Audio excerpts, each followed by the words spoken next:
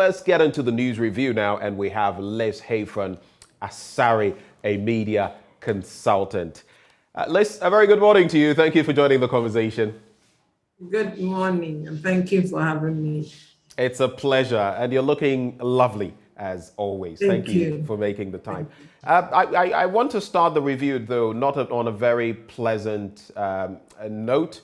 It has to do with a story concerning a young girl who very recently got defiled, and she's a 10-year-old class 3 student, and now she's unable to walk after 4 men defiled her, sodomized her at Ibra Edumfa in the Ibra Asibu Kwamankese district of the Central Region.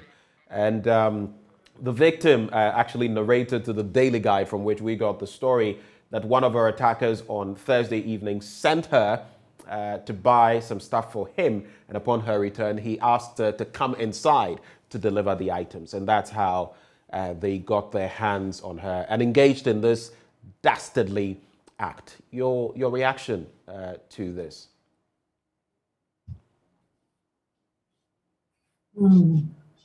I see it's left you somewhat tongue-tied. I don't have any words. I don't know what to say. I mean, when I hear stories like these or read stories like these, my reaction is that what's wrong with the men? They must need some psychiatric help if they are not on narcotics. I can't imagine. Don't they have daughters? Don't they have sisters? Don't they have nieces? I mean, 4 men on a 10-year-old girl, even one is an ordeal, especially when it is defilement. Even one is an ordeal because the girl is not mature enough. She's not prepared for any of this.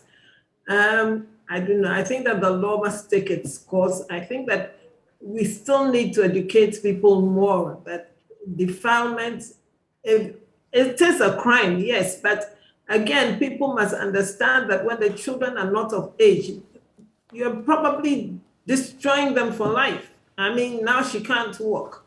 I don't know what her parents are going through at this stage. What interventions are we making as a people to ensure that these people are taken care of? I mean, those who are defiled, those who are raped, the men are taken to court. They may be jailed, yes, but then how do we look after the girl after this? She must be traumatized. She probably will run away from any man she sees. I mean, and it is for life. I shudder to think about these things because it really hurts to the core. If you're a mother and you have a daughter, then you know exactly what it is, because your daughter steps out and you're not sure whether she's going to be safe, whether you have to make sure that she's in a company where she can be protected all the time, you know, and it's traumatizing not only for the girl, for the parents as well. And if she has siblings, even worse.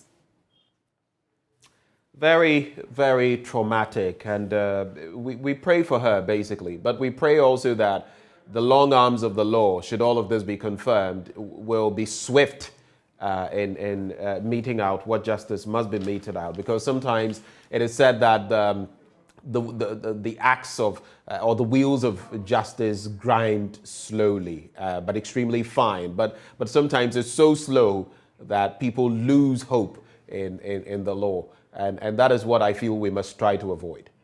Yes, unfortunately, we have moved away from our children belonging to the community because of some of the ways that parents have behaved. Otherwise, the whole community would ostracize these men and make sure that they are dealt with.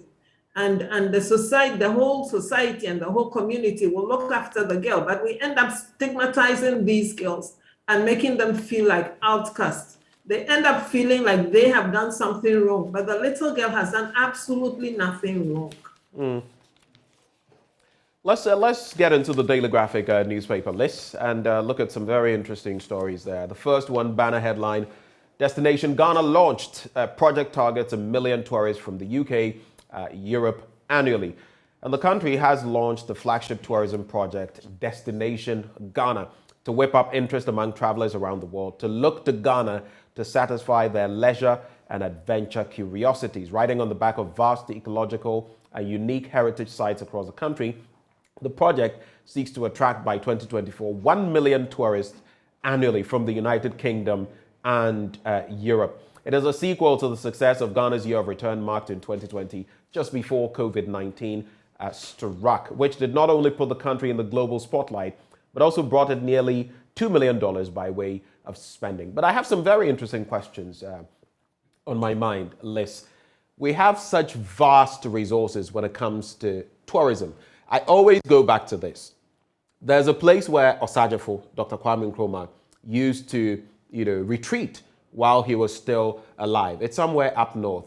It's been left to rot. So maybe because of political interest and all of that. I've forgotten the specific place, but it's there.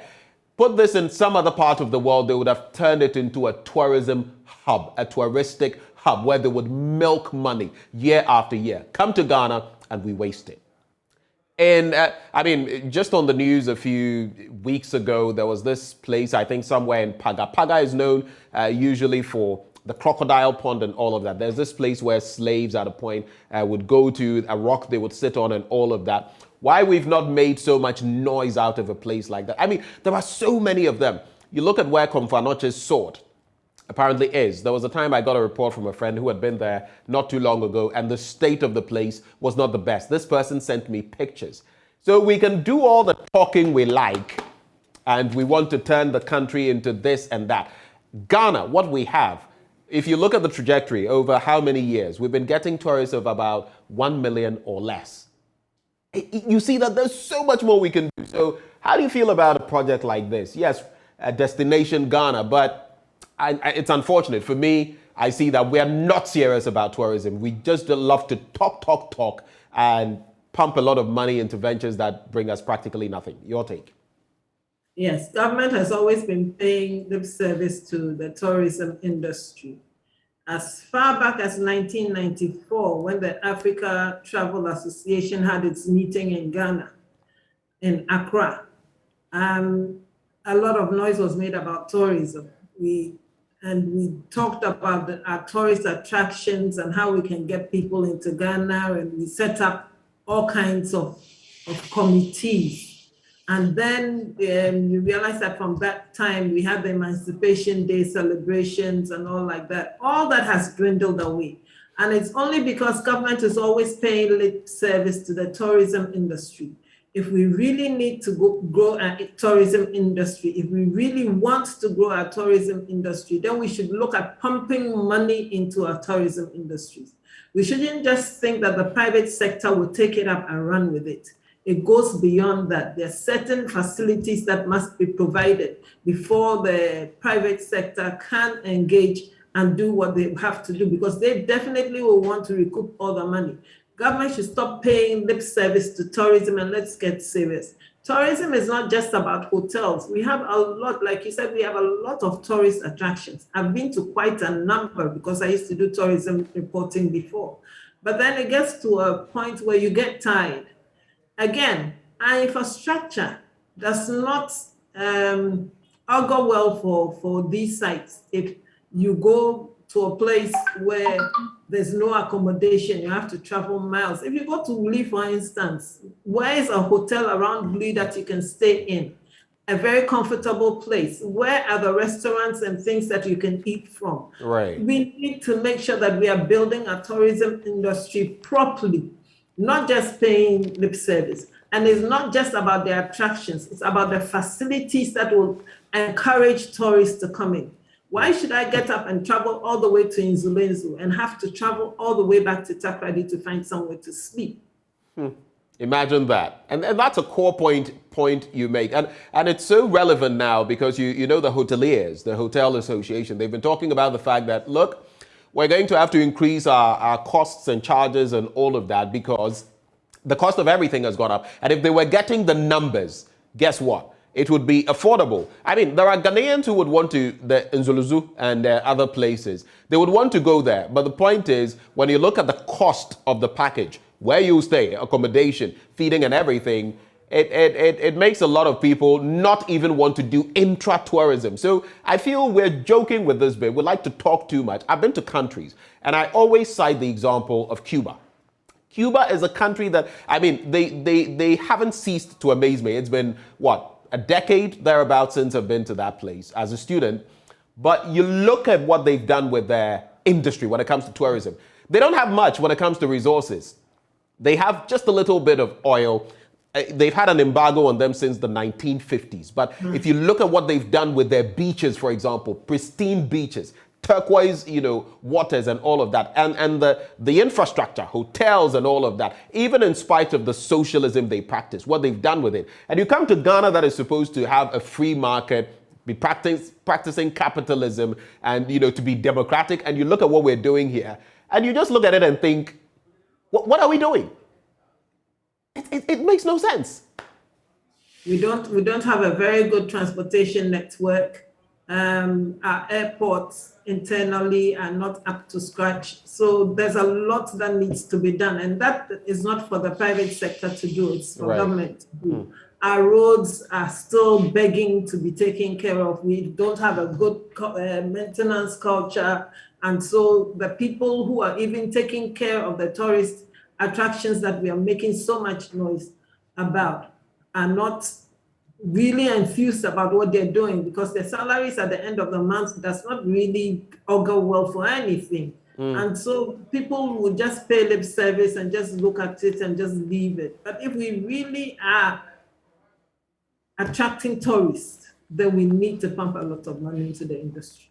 We need to do that. Let's move on to this other story. I'm sure you've also been following the relocation of onion sellers to Ajen Kotoku. I am particularly interested in the story because I went to the original site in Agbobloshi, and when they were moved to Ajen Kotoku, I was there to report as well. And they were complaining about lots of amenities, even where to attend to nature's call and all of that. Well, government spends 5 million Ghana cedis on Ajen Kotoku onion market.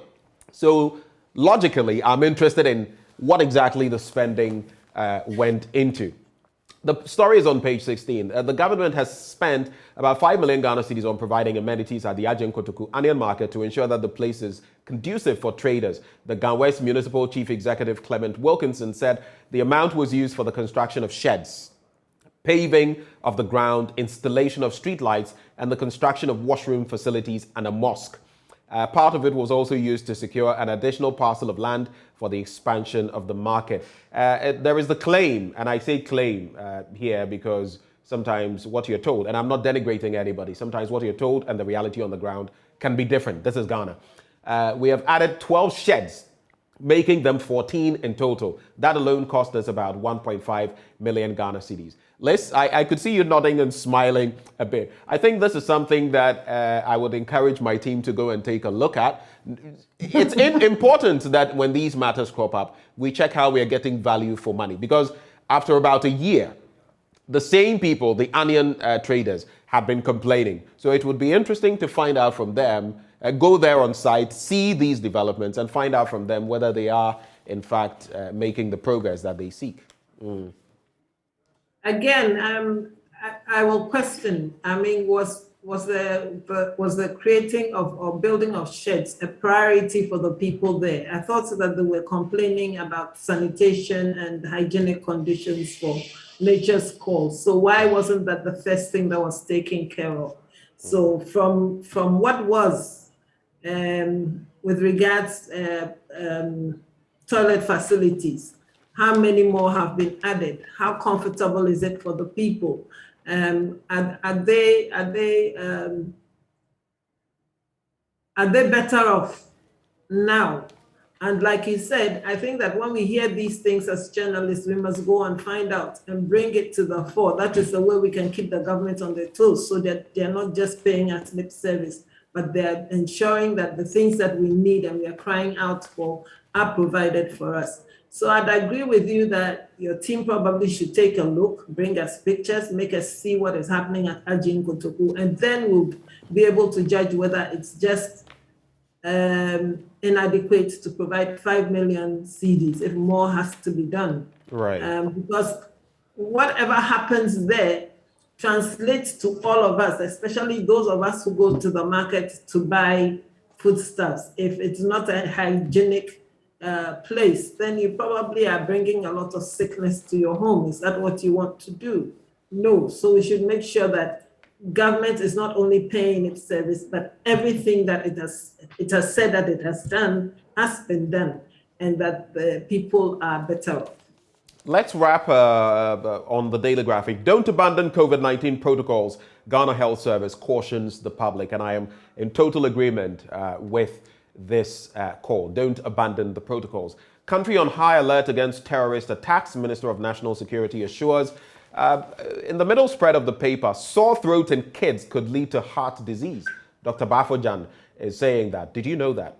Sore throat in kids could lead to heart disease.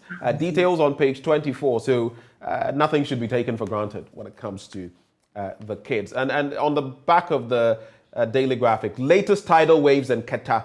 NADMO responds with relief items, rescue boats, but still a bit tardy. Yesterday, I interacted with the Volta Regional Director of NADMO. And as of that time, she and her officials had not been on the ground. You know, sometimes I understand NADMO is constrained because it doesn't have the logistics and sometimes the human resource. But I think everything, I don't know, I'm lamenting this morning, everything in this country is tardy. We take one step forward, two steps backwards. We wait for things to happen. We are never proactive. We are always reactive. I don't get it. Liz, I have been to Qatar, and I wonder why people are still living on the edge of the beach. I mean, after you've seen that other houses have been washed away, why do you still want to stay there? Why don't you move away from that? Because tidal waves are a natural disaster. Nobody causes them. It just happens. Right. So why don't we as a people advise ourselves and be proactive as a people? They probably will tell you that they've lived there all their lives. But if you've lived there all your life and you see danger ahead, you won't be cautious, you won't move away, you still wait for it to come upon you and expect that somebody should sympathize with you. Let us think ahead. Let us be proactive, like you keep saying. If we can resettle them from where they are, where they'll get washed away if there's a tidal wave. Let's move them. Let's educate them and let them understand that it's dangerous to live where you're living. You're better off if you're if you're inland instead of on the beach or on the water. We in areas where there are islands, and let me use Barbados as an example because I'm partly from there. When the hurricanes are coming, I mean, you will be warned. And if you stay there, it's your own cup of tea because facilities are made and alternatives are made to ensure that you can leave your home and go to a safe place till the hurricane is over. If you stay there and anything happens to you, people will feel sorry for you, but then it's your own problem. Right. Let's get into the Ghanaian Times newspaper now. Veep unveils 13 joint venture Coys, outdoors new fashionable shoes from Kumasi Shoe Factory, and Jospon Group provides equipment for GAF. A shoe factory, something else that we've left to go to the dogs from the Nkrumah era. We're supposed to provide for our security services, for example. So if we're starting something of this nature, I am happy about it. I'm just looking at continuity, longevity, even as we start with these ventures. Tidal waves sweep away homes at Agaveji, Salakope in K2 South, and 1 killed, 8 injured in clashes between Achim Asunafo residents and miners. Let me quickly go to the Daily Guide newspaper now. And I'll fight Nana, says Bagman, but there's more to the story. So let me give you some detail on it. Speaker of Parliament Alban S.K. Bagbin has criticized the executive for allegedly resorting to the use of money and political patronage to undermine the legislature and its work, asserting that he was ready to fight any attempt to make Parliament subservient. According to him, he, unlike previous speakers who were patronized by their respective presidents, cannot be dictated to by the president or be pushed around by a mob of large numbers of majoritarian governments to do their bidding. The Speaker of Parliament, when you look at his posturing so far, what do you make of it? Yes, he oversaw the passage of the E-levy and all of that, but he's back on the necks of the executive saying, you can't just have your way this time round. What do you make of it, Liz? It's bold. I mean, he's being very bold, but it won't take only him. He can't do it on his own. I mean, Parliament is not one person. Parliament is an institution. And I believe that it's not only Bagbin who probably should be fighting this, it is all of us as a people. If we want to see 3 independent arms of government, that is what we should be fighting for, is what we should be working for. When he talks about MPs being on boards of institutions and corporations, I do not know, and I really have to find out or research before I can really make any should I call it a declaration or a say on what he's talking about. Is it wrong for MPs to be on boards? It's right if he says that it probably will compromise their position because they think that being on a board, they probably have gained favor from the executive, and that's why they've been placed on certain boards. Right. Would it translate into their working in Parliament being less or them holding back because they think that they are being patronized by the executive? I don't think it should. I believe that if you've been put on a board to work, you should work effectively. It shouldn't stop your work in Parliament. It shouldn't stop you doing what you have to do in Parliament. And if anything is wrong and you say so and you're victimized for it, then we know the kind of executive that we're dealing with. But if that hasn't happened yet, then I would want to wait to see. Unless he's saying that because of their positions on boards, they are not giving their best in Parliament. If that is the case, then he probably has to whip up the enthusiasm of the parliamentarians to focus on what is their core mandate in Parliament as parliamentarians, to speak for the people and to act in the interests of the people. And if that is not being done, then maybe he can fight the president on putting MPs in boards and organizations that probably would take away from their work in Parliament. Fair point you make there, Liz, but there's something else he said about the former GFA boss, Kwesi Nyantakyi, talking about the fact that, in a way, our woes when it comes to football started with his ouster and all of that. I found that to be rather curious because this man, on the back of number 12, by Anas Arimayao Anas, was caught with his fingers in the cookie jar. I don't know. I don't know. I didn't really get the. Yes, I do see the trajectory. He's saying that since that time we've faced, some turbulent times in terms of our football, which is true. But even in these turbulent times, we've qualified for the World Cup in Qatar. And I don't know, whether the speaker was overlooking the fact that indeed someone was caught with his hands in the cookie jar. I don't know what your take is on that. I've refused to read it because I think that, like you're saying, Nyantakyi was caught with his hand in the cookie jar. Is he the only person who can organize football in Ghana? Is he the only one who can be the administrator of our football in Ghana? If we haven't found the right person yet, why haven't we found the right person? What are we doing to ensure that we have the right person in place? If Nyantakyi was found to be corrupt and he was removed, so be it. I don't think that anybody is going to call for his coming back. If he was found to be culpable and he was removed, so be it. Let us look for somebody who can steer football to greater heights. If it's unfortunate that maybe after his ouster, the football seems to be going down. But it behoves on us as a people to make sure that the administration is right and the administration is working to make sure that our football is up to where we want it to be. It is one rallying factor for all of us as Ghanaians. And so we should be looking at making sure that we have the right people there and not crying over spilled milk.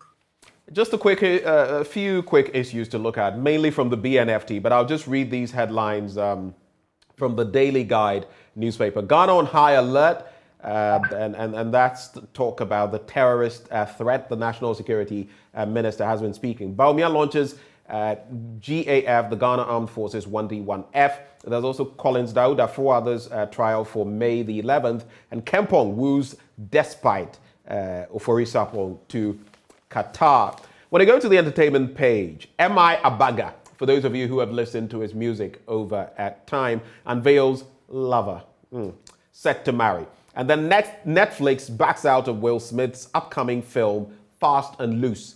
It appears it is indeed fast and loose. It's like Denzel Washington said, when you get to your highest, that's where the devil is. He'll be looking for you.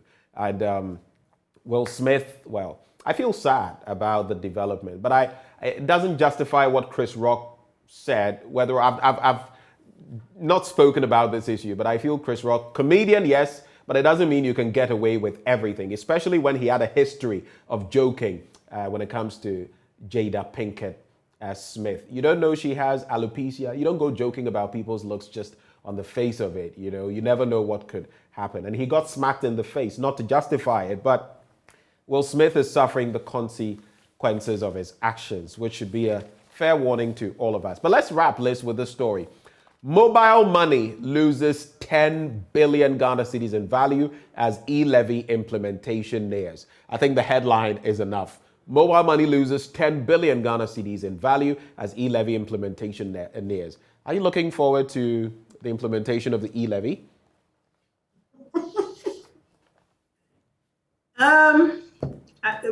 I won't say I'm looking forward to it, but I can't run away from it.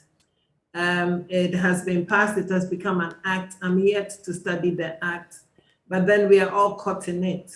But then again, the questions are the loopholes in the tax system. When will they be plugged? If they were plugged, would we have to resort to E-levy? Those are questions that are begging answers, and I don't know what the government has to say with regards to that. Again, I look at us trying to attract investors into Ghana and giving so many freebies to these investors who are coming. Is it to the detriment of us who are Ghanaians living in Ghana? I mean, what can be done about it? Have we looked at it properly? What are mitigating factors that can be taken such that we just don't bring everybody in just because we think we need investors to help us build our economy, but we make sure that our people can also add up to building the economy, but at a lesser cost to them. We don't have to pay for the investors who are coming in because they are bringing their things in free to do whatever and take the money out. Right. But then we end up sitting here and we suffer the consequences. I keep saying that when you look at the free zones, when the free zones was built, it was done so that it will attract investors. They take 70% out and then 30% comes into the country. But you don't see the 30%. It looks like they take everything away. And if you go to the market to look for certain products that are in the free zone spot, you won't get them.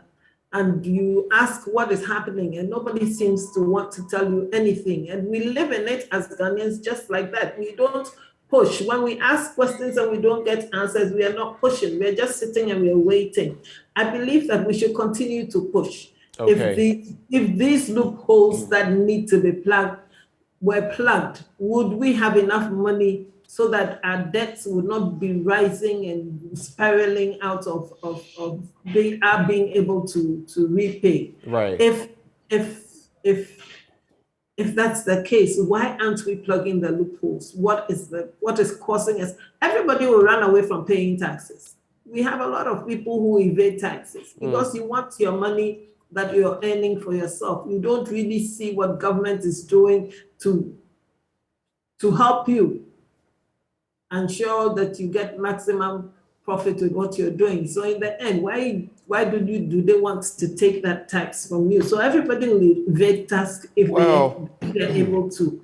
But we need to plug the holes so that the tax that people have to pay is what is paid, so that the impoverished are not taxed the rich are not made better off at the expense of the impoverished, because the impoverished are paying taxes and they are running away with the taxes and taking all their monies. Well, you couldn't have said it any better, but always refreshing, Liz. Thank you for joining us for another Tuesday morning. Thank you for having me. Great. Let's wrap with some birthday messages. And this is from a husband to a wife. It's been decades of hard work, affliction, sorrow, and joy. But in all, you stood tall to defend and protect our interests as husband and wife. Your humility, hard work, and commitment towards our well-being have been unmatched. And in view of this, I shall continue to protect, love, and adore you unconditionally. May God continue to bless you. And I pray for more years as you celebrate an all-important day in your life. Happy birthday, Mrs. Magdalene Ohema Obenewa Mensah. It's from your husband, Ibrahim Obing Mensah. It's also from Duncan Amwa to Abigail and Benwani, or Benwan Esihene. Happy birthday to you. That is from Duncan Amwa. Well, that's how we wrap with the news review. But up next, we have sports coming your way.